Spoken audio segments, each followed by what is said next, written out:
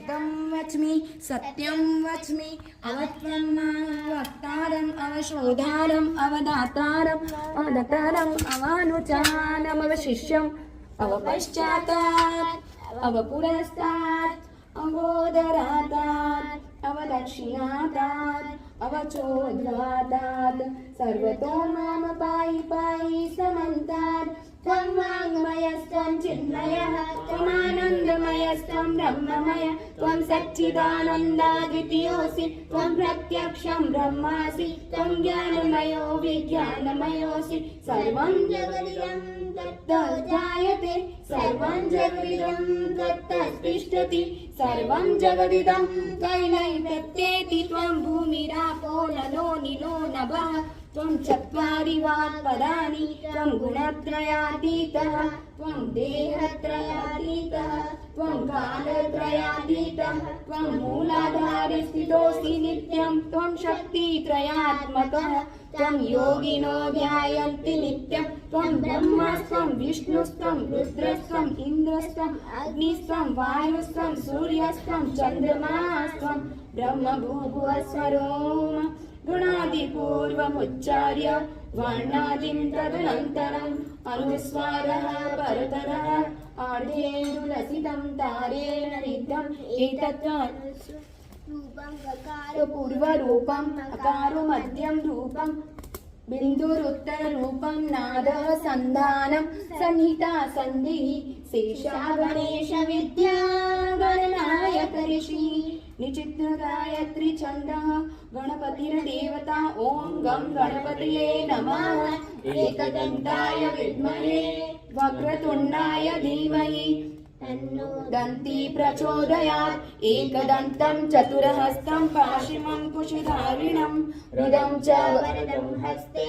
बिभ्राणं मूषकध्वजं रक्तं लम्बोदरं शूर्पकर्णकं रक्तवाससं रक्तगन्धानुलिप्ताङ्गं रक्तपुष्पे सुपूजितं भक्तानुकम्पिनं देवं जगत्कारणमच्युतम् आविर्भूतं प्रगते पुरुषात् परम एवं ध्यायति यो नित्यं स योगी योगिनां वरः नमो व्यातपतये नमः गणपतये नमः प्रमथपतये नमस्तेस्तु लम्बोदराय एकदन्ताय विघ्ननाशिने शिवसुताय श्रीवरदमूर्तये नमो नमः एतद् अथर्वशीर्षयोधिते स ब्रह्म राइट हैंड से डालना कल्पते स सर्वविघ्नेन बाध्यते स पञ्चमहापापात् प्रमुच्यते सायं ध्यानो दिवसकृतं पापं नाशयति प्रातर्ध्यानो रात्रिकृतं पापं नाशयति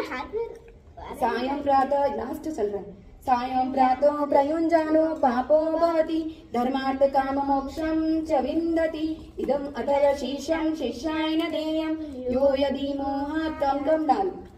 नास्यति स पापीयान् भवति चतुर्थ्यमंशनं जपति स विद्यावान् भवति स यशोवान् भवति इत्य अथर्वणवाक्यं स ब्रह्माद्यवर्णं विद्यात् न विधेति कदाचनेति यो दुर्वाकुरेर्यजति स वैष्णवनोपमो भवति यो लाजेर्यजति स